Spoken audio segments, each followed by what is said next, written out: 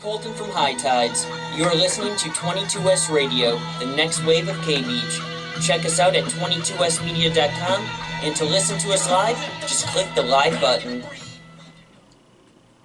We are 22S Radio. 22S Radio is 22smedia.com and 88.1 FM KKJZ HD3 Long Beach, Los Angeles. Welcome, ladies and gentlemen, to the Golden Spotlight. I'm your host, Rob Flores, and I'm joined here by my guest. At this time, I'm just prepping this. I would like my guest to please introduce himself. Hello, my name is Jacob Ireland. I'm an actor here in Los Angeles. Awesome. So, I was wondering, so a little bit about the show is, it's like a biography show. I like to start off from the very beginning, starting with your early school years, especially K-12. What was that like? K-12 was pretty interesting. My mom was an assistant principal for pretty much most of my life until I got to 9th grade, and then she was literally my assistant principal, so that was definitely an interesting part of growing up in the public education system. But besides that, it was pretty fine. I started doing theater in like 7th grade. I went to a theater summer camp, and by the end of it, I was just like, this is, the best thing in the world for me. This is what I want to be doing. So that was kind of it from there. Cool. So, did you grow up with siblings? Yeah, I had one sister. She's a couple of years older than me. She does wilderness therapy, which is a whole different thing. But, Ooh. Yeah. Cool. So, age difference-wise, what's that like? It was pretty normal. I think, like I said, my mom was my assistant principal in 9th grade, so my sister kind of got most of that, because she was a couple of years older than me. But, yeah, we were normal siblings. We fought a lot growing up, and now we're pretty tight, so that's pretty cool. Cool. So it seems like you found your passion pretty quickly. I was wondering, before that, were you ever thinking of something else before that, like maybe art or something? Or yeah, I actually did a lot of things, and my mother was also an artist growing up. She did visual art, still does, makes paintings and stuff. So probably early in middle school, I was doing visual art, I was in band, I was doing gymnastics from time to time, and I had just started acting. So there was a time in my life where I couldn't make a decision as far as which way to properly go. But one of the cool things about acting is any random day, in any random part, I might be doing some of the other stuff. So it kind of was a way for me to encapsulate all of that. Cool. Gymnastics, that definitely sounds very competitive. I often hear, it just sounds scary enough as it is, the part where they have to walk on this thing that's pretty high up. The high beam. Yes, that thing. I can only imagine people often spraining their ankles or something goes wrong when they're just trying to do that.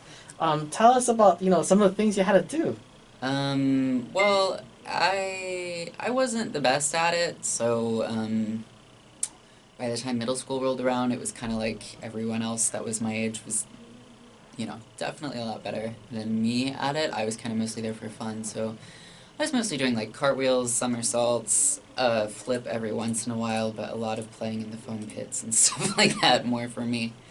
But it is a very competitive sport, and unfortunately, dance, one of the main ways that people kind of end up getting out of it is because of injuries of some kind or other. So, I totally get that. So, when you were introduced to each one of those, was it your idea, or did your mom I want all you, both you and your sister, to be involved in activities? Yeah, so some of it was my own passions and stuff like that, and then some of it was actually my mother pushing. My sister is really more of an outdoors person and not an artist so much, but she had the opportunity to chase those passions herself. of the things that I chose myself, I probably chose band and visual art. And actually, the summer camp I went to, like, my mom forced me to go to, kicking and screaming. I did not want to do it. And then within the week, I was like, this is it. So it's kind of interesting how stuff like that can happen. We don't always see what we might be best at ourselves. So. Cool. So when you were growing up, like, how young would you say, how old were you when you were aware that your mom was into art and stuff like that? Literally as far back as I can remember. She was, we always had art around the house. We had a potter's wheel. She did fiber arts in college too, so there were these like giant crochet things on the wall. So yeah, my whole life I knew that she was very into art, and that's probably why I was so interested in so many different forms of art growing up. I had someone who encouraged me to follow my passion, whatever it was and whatever it ended up being. Just having someone who supports you and, you know, make sure you know the value of anything like that in life, really, because it's really important. Cool, cool. What was your dad like? Was he also into the arts? He was actually a military man, so not so much. We lived in upstate New York at first on an army base, and then eventually, when my parents split, we moved. My mom, my sister, and I moved down south to North Carolina, and he stayed up north, and then that was it. How So I old was were like you around that 7. time? Oh, 7. Yeah, so I don't really remember much of him, but Uh-huh. everything I do remember is not art related at all. Yeah.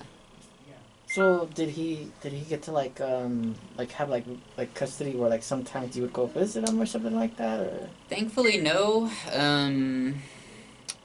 He had a bit of a drinking problem, as many people who come back from the military kind of do. So when the divorce happened, I think everyone that was an adult realized that it would be better to just kind of like separate ourselves from that. So since your sister was like much older, did she like protest a little, like saying like how come she can't like see him or anything like that, or? Not really that I remember, because also by the time the divorce happened, we had been living separated already for a couple of years, so he was still on base in New York and we were down in North Carolina, so we really weren't seeing him that much anyway. When the divorce happened, it was kind of just like, oh, that, you know, makes some amount of sense, I guess. Do you have any memories of like what's it like to be like on a base?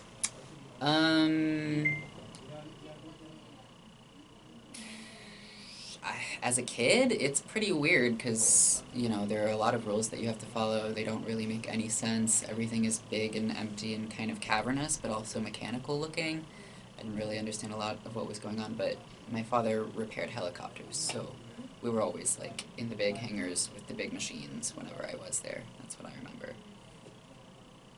Cool. So did it bother you guys like not having like a dad at first, like for a while around, or? Yeah, that was a little tricky for me growing up. Definitely, like, when I would see fathers and sons playing outside, you know, I would register that was something that I wasn't getting. But thankfully, my mother was an amazing human being, and she really did kind of step up and, you know, fulfill that role as best she could on her own. Props to all the single mothers out there. It's not easy. And single fathers. So there was some, like, registering that, you know, it wasn't necessarily normal, but she really did do a good job of making sure that my needs were met, and that's really what most of parenting is about. So I'm alright. Cool, cool. We're gonna take a quick commercial break and then we'll be right back.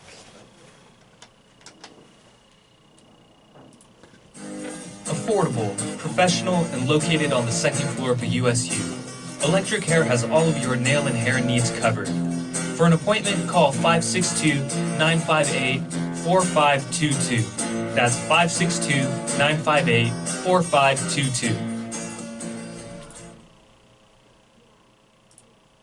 This broadcast is brought to you by the Osher Lifelong Learning Institute, or OLLI, at CSULB.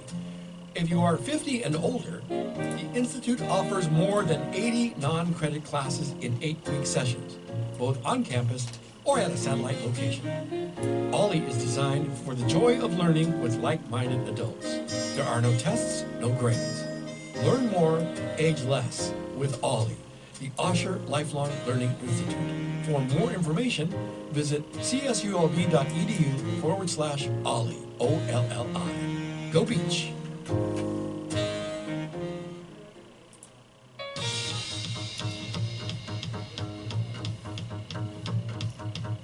Are you a fan of Japanese music? Want to hear what the country listens to? Don't worry, I got you covered. Broadcasting songs from different eras to specific genres, this show is meant to bring what Japan has to you. Listen to Tunes from Japan, Wednesday, 11 a.m. Pacific Standard Time on 22 West Radio, 22westmedia.com.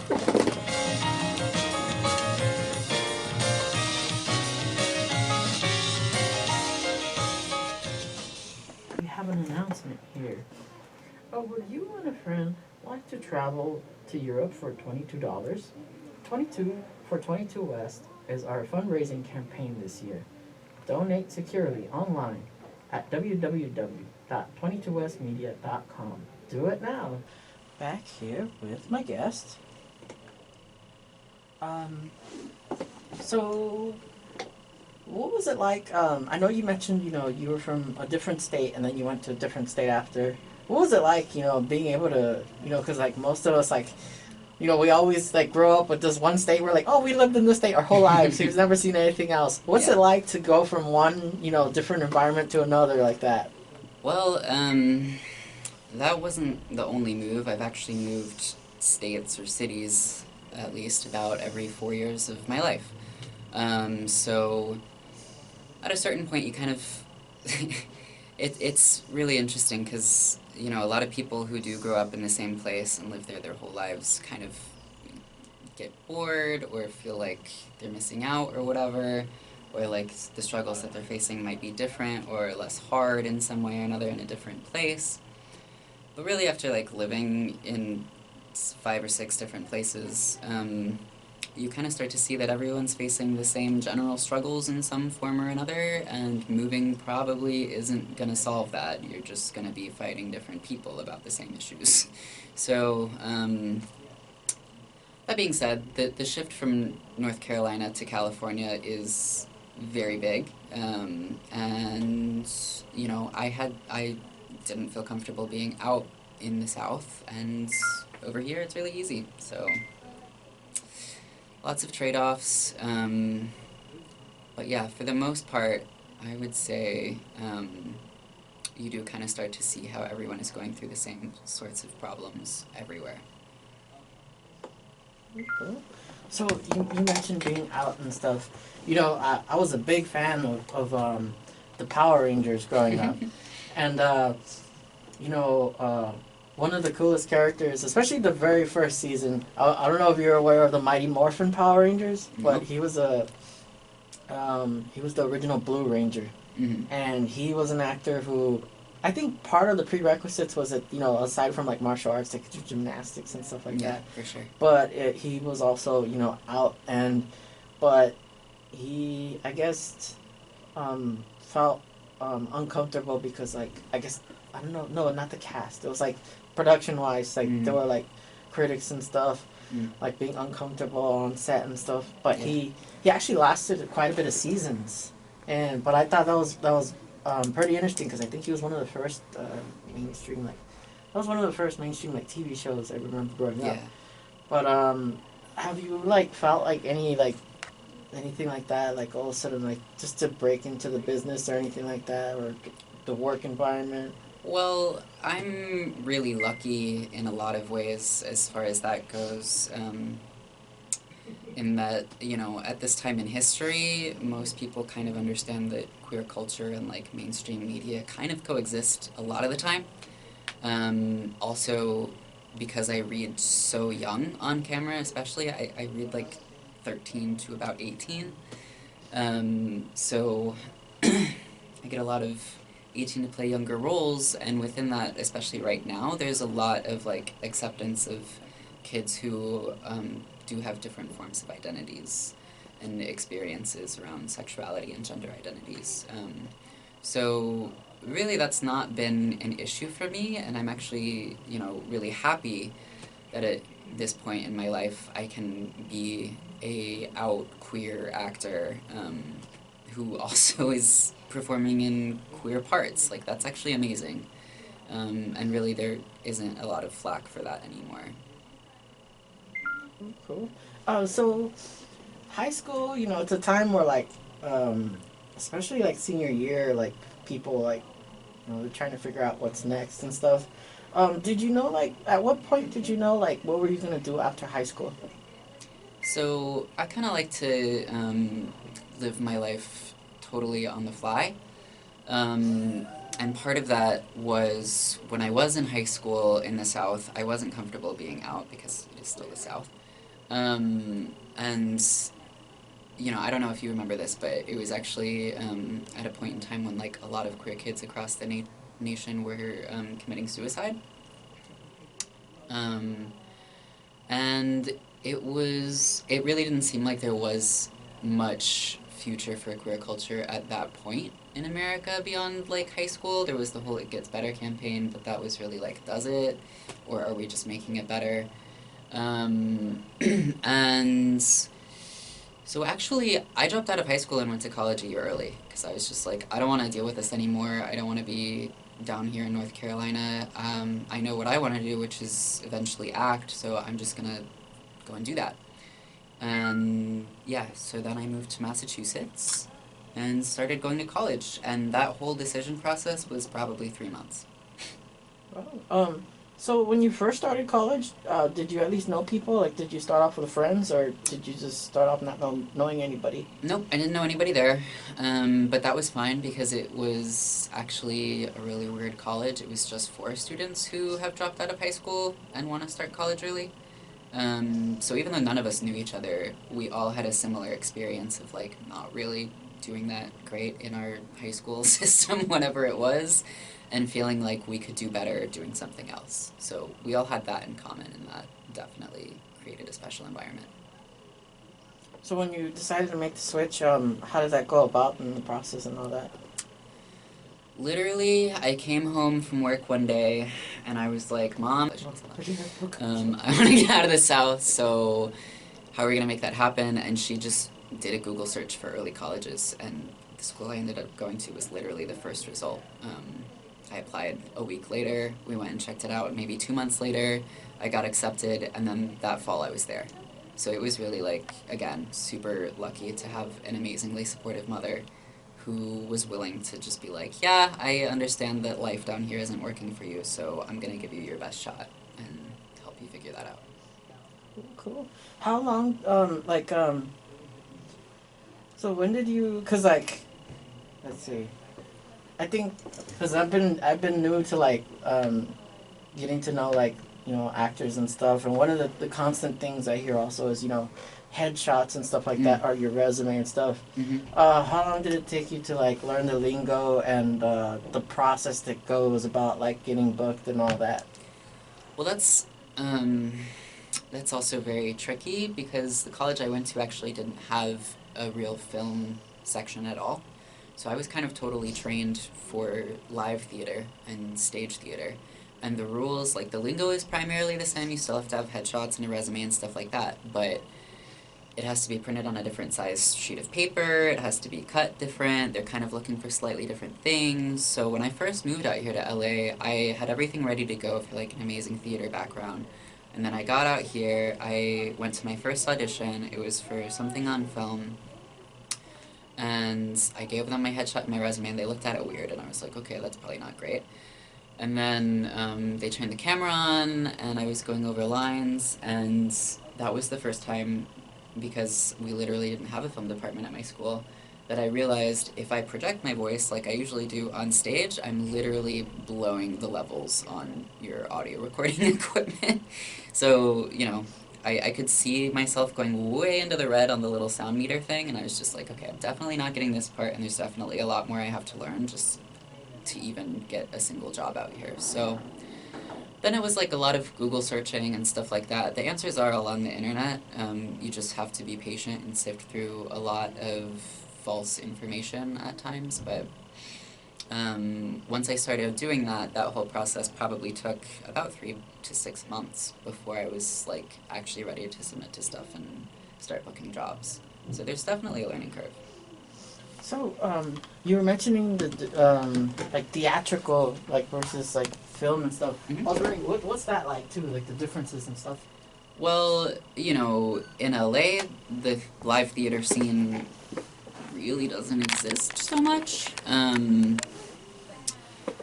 There's a couple of like local community theater places, especially in North Hollywood, and actually Shakespeare in the Park is a huge thing out here. I was not expecting it to be so big out here, but you know, the parks have seasons that support that year round, so it makes sense. But as far as the differences go, it really is kind of a matter of like external performance versus internal performance. Like when I'm on stage, I want the last row in the audience, however far back it is, to see me and read what I'm doing. And when I'm on film, if I do anywhere near that level of performance externally, like I said, I'm blowing the sound meter, I'm moving in and out of frame like every 5 seconds. Simple head twitches can look like you're doing really weird stuff or are possessed. So definitely a lot of like taking these external impulses that my college years were about developing and then kind of taking them all internally and condensing them into like a really tight package for camera. What tips do you have also for like rookies that have no experience but are curious to how to get in the business and stuff? Like I had no idea about headshots and especially like I didn't know like oh like you can't just like go ahead and take a selfie. Oh, it can't be just a regular camera and Yeah. there's just all these rules. The biggest rule I would say is take care of yourself and treat yourself well. When people ask me like, you know, questions about breaking into Hollywood or LA or whatever, I really say that the hardest part is just living here. Because it's really expensive and the time between projects that you're working on, especially in the beginning, there will be a lot of time between projects and you still have to live here.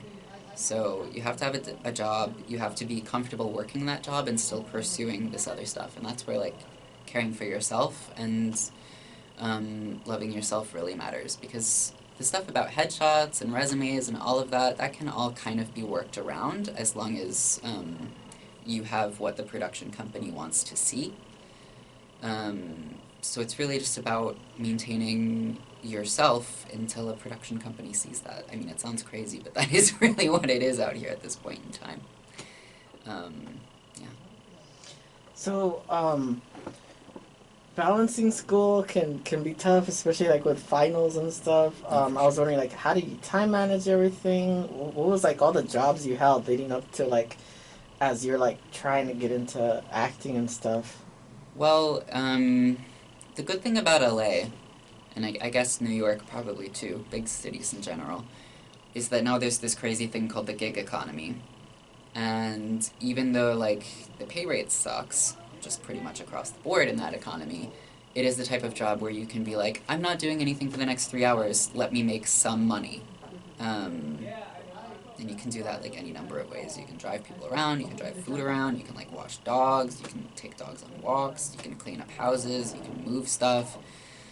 But I do think that, you know, even though we still need some regulation in that whole field of the economy, it has really allowed performers and artists in LA to be able to live here in a much easier sort of way than the older methods of like being a waiter, not being able to go on auditions, getting people to cover your shift so that you can go on auditions, getting fired from your third waiter job in a row, doing the next thing. So since moving out here, I've really just been lucky in that I have been mostly working with production companies of varying sorts in different capacities, and then like supplementing my income through various gig economy type things. I have also worked a lot of retail jobs, and right now I am actually working at a yoga studio, which is, I would say, if you're not gonna do the gig economy route, some type of job where you get some way to work on your body or your performance machine, because my body literally is what I used to perform with, is really important. Like, I get free yoga classes out of that, and that's the biggest benefit that I've had at a job in years. So. Cool. Would you say an important thing for you as far as like balancing work was like trying to keep your weekends open? Actually for me, it was easier to work on the weekends and keep my weekdays open because auditions typically happen on weekdays. So, yeah, it was actually a lot of being okay with not doing anything on a weekend but work. And then finding time to like still have a social life during the week when all of your friends are working. But, yeah, kind of the opposite for me. Cool. How would you say, what have been some strategies also for getting your name out there also? Well, that's, where Instagram comes in, and I try to just, whenever my friends take a picture of me, I get them to send it to me, and then I post it, and I pretty much put as many hashtags as I can possibly think about in the comments, and I think that's how you found me. And that's how a couple of different, like, productions and short films and indie film projects have found me. That's actually a really useful tool in the beginning when you have to do a lot of, like, generally unpaid work or really low budget work just to like build a reel that you can then send to casting directors and agents and stuff like that. What are your thoughts also on like being an extra and stuff? Do like most people like start off that way? Like what's the strategy to like get a start? And plus, there's this technical stuff like union, non-union, how do you get in, all that? Well, the extra question is really tricky because that's really a case-by-case basis. I was pretty much told my whole life growing up and getting ready to pursue acting as a career that extra work was not the way to go for me because I have a very recognizable face and a very recognizable body. Pretty much if I have done a couple of extra gigs and it's like, oh, everyone is 2 feet taller than me. I am the only one that's way down here on the screen. So, I did too, and both times you could track who I was. So that's not good for extra work, because once you have worked on a production or a show as background or as extra, they pretty much can't hire you to be featured. So it kind of cuts out your potential to get a better paying job that actually has screen time that you can then use to further your career. That being said, if you can blend into like a mass of people, extra work is an amazing way to make $100 to $150 a day and just be on set doing really easy work. You can network, socialize, and like get contacts to further your career that way if it won't trip you up like it would have for me. Then as far as the union stuff goes, that's also kind of a case-by-case basis because you want to wait until you have enough credits that you can get hired again in the future, that people will like look at you and be like, oh yeah, he has an established body of work. I don't have to test them out to see if they're going to be a capable actor, responsible, get to set on time, whatever. Because if you do join the union too fast, you can only work on union projects in the future. So let's say I had one really well-paying union gig, and that got me all of the stuff that I needed to join the union, and I was like, okay, let's do it. The next casting director that I go in to see for a union job would look at my resume, see that I only have one credit, and obviously not hire me because I don't have experience to them. But at that point, I also can't go back and take any non-union jobs from that point on. So you really want to wait, in my opinion, until you feel like you actually have a career that's going somewhere. How many projects would you say is like the minimum you should like have of roles before you like try to get in the union? I mean, that's also really tricky because like if if the one project that you have on your reel is like the lead in a film and you do a good job at it and like you're winning awards for it or whatever and it's a feature film, you may as well go ahead and do it because your name is going to have enough clout behind it that everyone will understand that even though you don't have experience, you can do what's being asked of you. If, on the other hand, you are mostly getting cast for like small parts or commercials, I would say it's probably more worth it to wait a little bit till you have somewhere between 5 and 10, but that's just a random estimate, to be honest. Cool. We're going to take the second commercial break and then we'll be right back.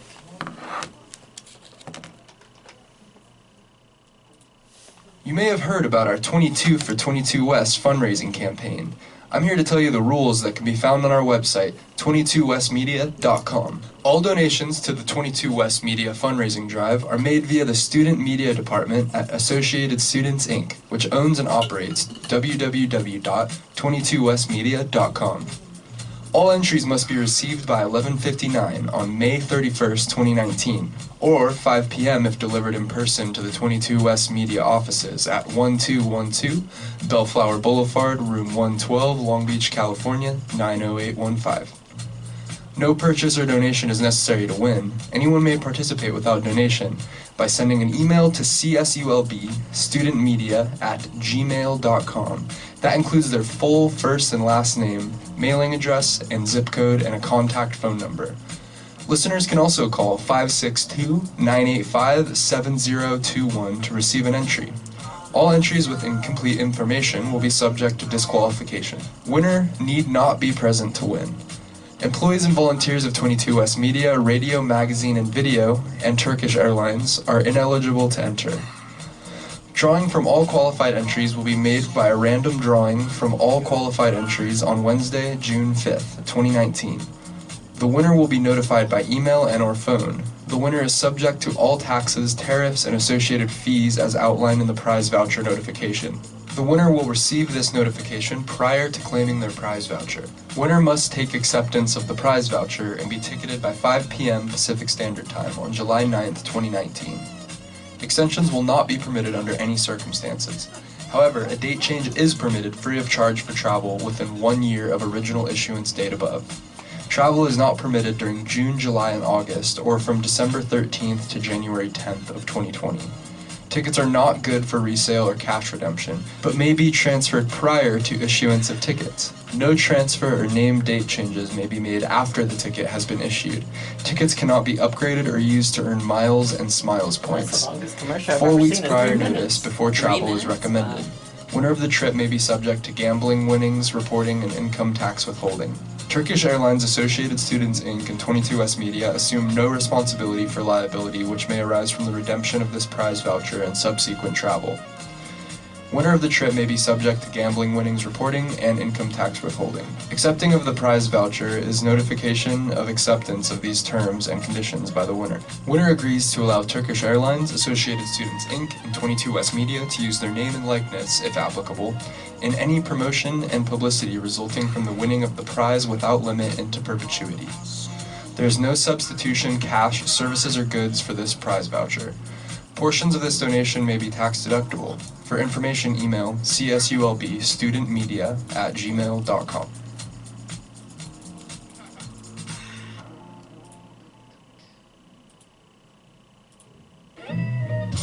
We keep jazz international and time traveling.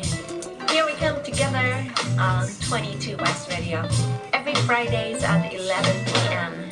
Tune into Underline Music presented by DJ Kenneth B on the corner of the art districts on a Friday, happening 11 p.m. to midnight. If you want to call someone you love after the show.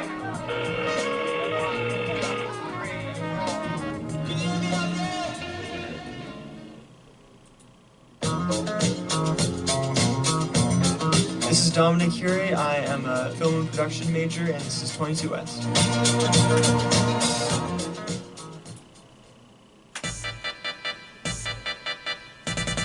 Did you know that wombat poop is square and that scientists are still trying to figure out why? Isn't that interesting? Well, if you think so, then you'll love 22 West's newest comedy talk show, Isn't That Interesting? Join me, Corey Coogan, and my many guests as we discover the weirdest and most interesting facts about everything on Earth and beyond. Isn't That Interesting? Where the facts are weird, but the hosts are even weirder. Every Thursday night from 8 to 9 only on 22 West Radio. Oh boy. Welcome back, ladies and gentlemen, to the Golden Spotlight. I'm your host, Rob Flores, and remember, you can find episodes of previous interviews that I have conducted on my website. Once I finish my show, I edit at home, and eventually I put it up on my blog to archive all my stuff. That is robfloresmedia.com. And I'm back here with my guests. So, there's a question I always ask my guests, and it's a two-part question. It's, where do you see yourself after retirement, and what do you want your legacy to be? To be honest, I don't really see myself retiring. Yeah. I don't know, I would like to have, a long-standing career, and I'm kind of hoping when I'm really old I get to play all of the little old man parts. So that's kind of where I see myself after retirement. What was the second part? What would you like your legacy to be? Oh, my legacy.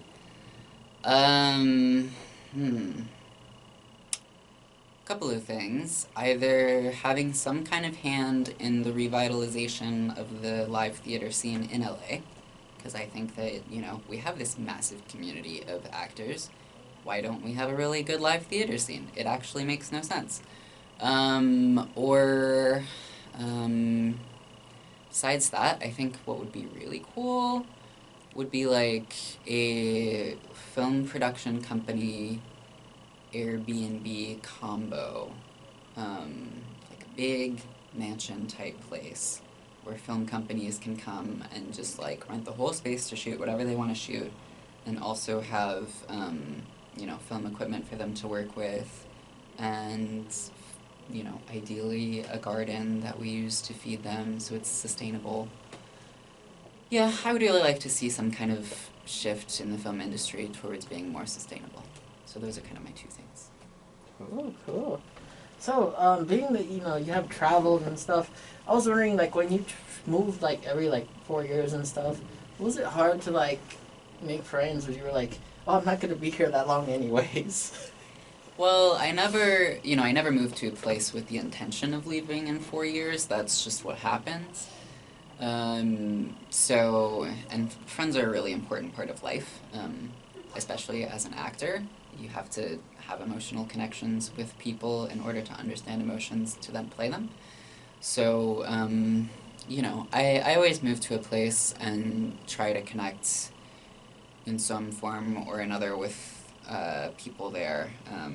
Right now, the good thing that I have, I just moved up to Pasadena 6 months ago now. And what's been kind of allowing me to have a community there is the yoga studio that I work with. So finding ways to network with people that you live around is really important in some form or another. Shows are also a really good way to meet friends and make friends and connections and stuff, especially specifically within my field. And then a lot of the time for a show, you have crew and cast members come from all over the United States / the world to work on a project, and then after it's over, they disperse. So at a certain point, I definitely reached kind of a critical mass level where I have friends pretty much everywhere, and now it's kind of just wherever I am, I get to get back in touch with people. Cool. I was wondering, as far as theater is concerned, once you make union, are you still able to go in plays and stuff, or? So theater and film have two different unions, right? Theater is Actors Equity Association, and film is SAG. And actually, I don't know the answer to that for live theater. I kind of don't think you can, though. I think it's pretty cool that, there's, wow, there's like all these terms and stuff, but like I think do they call it SAG-AFTRA, right? SAG-AFTRA. Yeah. So like I don't know, when you think of unions, you think of, oh, like they're gonna get a certain cut of your paycheck and stuff like that. Like how does all that stuff work? So SAG-AFTRA, you pay dues. You have to pay, I think it's like $3,000 to join, and then after that you have yearly dues. So that's kind of how they do that. And then also once you're in it, you're paying part of your checks into the various retirement and health pension plans as well. But as a filmmaker, since it's all independent contractor work anyway, it's either you go through the union and you get some amount of incentive back for it, or you're having to do all of it literally on your own. And it's easier to do it through the union, in my opinion, just because healthcare is really crazy. Cool. What have been some of your who have been some of your inspirations? I really like on the live theater side of things a guy named Augusto Boal. He was a director, and he director, playwright / actor type person. Anyway, he kind of came up with a new form of theater, and he's one of the main sort of headrunners for immersive theater in America. And immersive theater is like, there pretty much is no separation between audience and performer, in that the audience isn't sitting down the whole time, they're actually moving through the space that the whole cast has constructed. And like you can ask questions to the actors, and the actors have to respond in person or in character. Yeah, it's just a really insane form of theater that like mashes a lot of improv and just reacting to whatever comes your way. And then he kind of, over the course of his life, realized that he can use that form of theater as a way of like teaching communities about politics. So he would bring in a group of people, a mix of citizens and politicians, and he would, present them with a series of circumstances that would kind of illustrate how a specific law might not make sense, or how something else might make more sense as a policy. And, politics is just a really extravagant form of theater. So I found it really powerful that someone was able to think about all of that and kind of condense it into a system. His name is Augusto Boal. Cool. How about the types of genres and stuff? Like, do you have a favorite? How are you with comedy? I kind of love this question because before I ever did acting, I was in a mall with one of my friends at the time, and I used to dress like a little preppy kid, like polos and plaid shorts or whatever, and my friend was like a hardcore goth, and I had just done some shopping at like Hollister, and he was in Spencer's, so I went to Spencer's with my Hollister bags, looking like a total prep, like probably this tall, and he was buying a watch, and the lady he was buying a watch from like leaned over the counter at me and was like, "You look like one of those kids in scary movies that go around killing people." And I was just like, that's so weirdly specific, and also a job that I would love. So how do I do that? And then like just by weird luck, or possibly a curse given to me by a Spencer's lady, I pretty much never aged. So now I'm obviously over 18, and there's this whole section of work out here for film actors called 18 to Look Younger. And it's basically like, if you're actually under 18 and you're playing a character who's under 18, your parent has to read like the whole script, sign off on every single thing, be there while you're shooting, the production company has to hire a tutor for you. There's just a lot of laws that make things really messy. Or they can just look at me and be like, this really weird kid will do just about anything we ask him to on screen, and we don't have to get his mom to say it's okay. So let's just do that. So that's it's kind of the genre I fall into, is just like weird, twisted kids. And I love that. It's great, you know. Like I said, eventually I hope to scoop up all of the old man roles, but for right now, I am having fun, just like being a crazy child. Have you ever tried like stand-up comedy? I haven't myself. I have, I have a lot of stories, but I don't know. I've just never really done it myself. I would definitely consider it. It's actually something that my mom has always wanted to do as well. So, like, I don't know. Maybe we'll do a family show someday. How about voiceover work? Voiceover work is great. I love voiceover work. Yeah, it's amazing. It is probably the one time where I get to play characters my age, because my voice is actually kind of low, but also, like, kind of not. So when you're not looking at me, I actually can play over 20, which is nice sometimes. Yeah. Cool. Yeah, that was another thing I hear. The whole some people, they tend to get like typecasts and stuff. I remember when I took one of the broadcasting courses, like when we were doing like commercials, so like the teacher would give out different stuff, and I'd always get the grandkid. Yeah. Yeah, voiceover is really weird because a lot of the time, I mean, there's that whole thing, right, where you don't actually know what you sound like. So, and typecasting is really weird in general as well, because you might think that you're, like, putting off this one vibe, and then you get into a casting room and everyone is like, you think you're macho, but really I would rather see you, like, run away from a bunch of animals in sheer terror. And then you add to that the fact that when you're doing voiceover work, nobody actually sees what you look like, and you don't know what you sound like, so it's just super weird. Super, super weird. Do you get to play video games? Yeah, sometimes. When I have free time. Yeah. How about animated stuff? Do you get to watch like Cartoon Network or any of that other stuff? I do. I love Netflix. Netflix is great.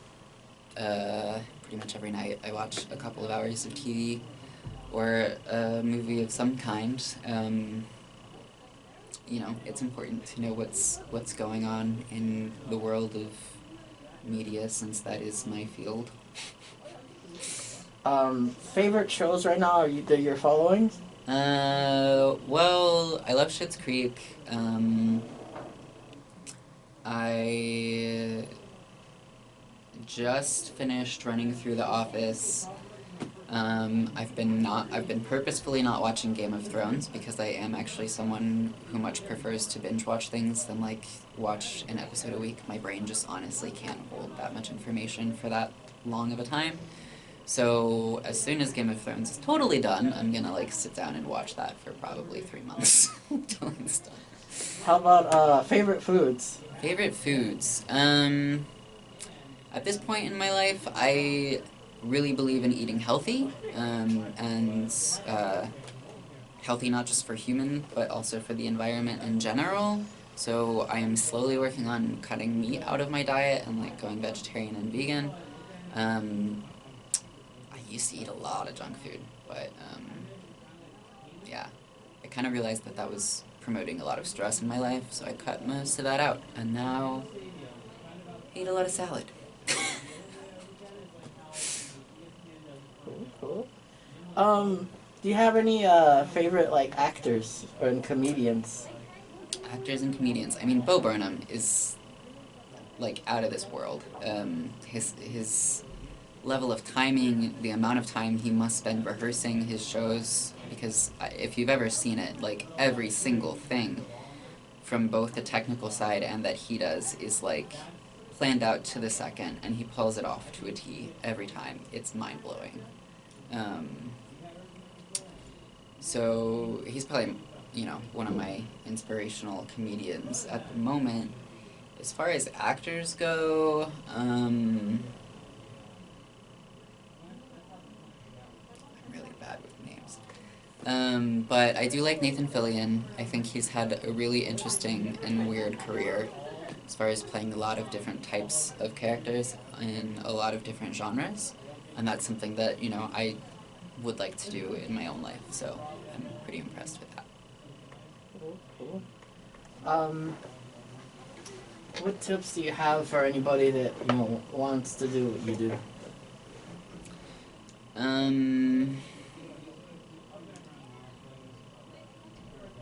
Believe in yourself. Move to one of the places where stuff is happening, and honestly, just get to work. Tips for people as far as facing rejection. As far as facing rejection, I don't really think about it as rejection. You know, I prep my auditions to the best form I possibly can, and I consider the audition itself to be a performance, and I learn from them every time, whether or not I ever hear anything back from them. And I think that is probably the best way to go about thinking about it, because if instead you are like, oh my god, I didn't hear back from them, it's a rejection, like just labeling it as such in your head will bring your spirits down by like 50% for the whole day. So it's really just like not thinking about it like that at all, and understanding that there's a million different reasons why you might not get the part at the end of the day because of the casting director. Like, I could be 2 inches too short, that could be it. I could be 2 shades too blonde, that could be it. I could not have enough Instagram followers, that could be it. Like, you just have to not hold it against yourself. Wow, that's a tough one to not being too big on social media. Yeah, that one's pretty crazy, but it happens.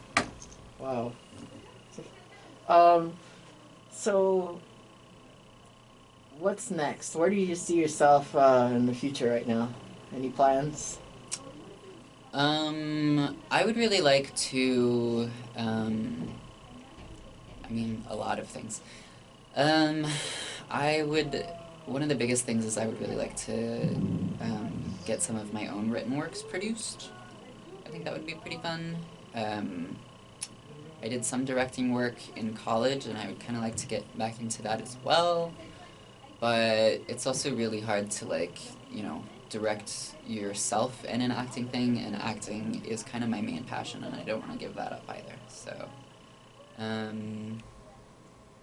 I just really like being able to help other people's projects come to life, honestly, and as long as I can keep doing that, I'm happy.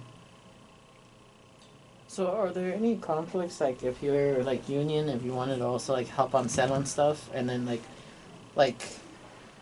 I don't know, how does it work? Like, I guess like in news I hear like if you're like a reporter, or are you able to be a producer somewhere else, or is there any exclusivities or anything like that? A lot of the time, especially with indie companies and independent film projects, there really isn't that level of exclusivity because the budget is so low you can't hire a different person to do that job. So, yeah, actually there's a lot of, instead of exclusivity, there's a lot of potential to do multiple jobs on any given production, really, as long as you are willing to do it and you have the time to do it. So as far as like building yourself, like where do you put your credits at? Like when you're trying to get known, where should you upload all your credits so people see them? So there's a lot of different things you have to do for that. One, IMDb is, the main one, obviously. Probably not obviously, but it is the main one. Then you have to have your own resume that you can take with you to auditions, or that your agent can send out to casting directors. You also have to have an Actors Access profile, an LA casting profile, and then after those ones there's a couple of other ones that are like secondary. You can have them if you want, but they don't really bring in as much as Actors Access and LA casting from what I've seen. But for any of those websites, which is how you yourself submit to projects to be cast in them, you obviously want to have all of your credits there to show people that you've done stuff. But kind of more important than the credits is a reel, which is a very short compilation of, like, your performances, whatever performances you think are your best, and show you off in a certain way, because that is what, when a casting director is casting something, they will want to be able to see before they even are willing to call you into an audition. Because if they watch your reel and they're just like, yeah, this person's not right for the part, then they don't need to waste both of you guys' time calling you in for an audition that they already know you're not going to get. Well, I want to thank you for taking the time to be here on the show. Lastly, how can people contact you? You can find me on Instagram, Jacob Ian Ireland. Can you spell it? JACOBIANIRELAND. Cool. Ladies and gentlemen, this concludes this episode of the Golden Spotlight.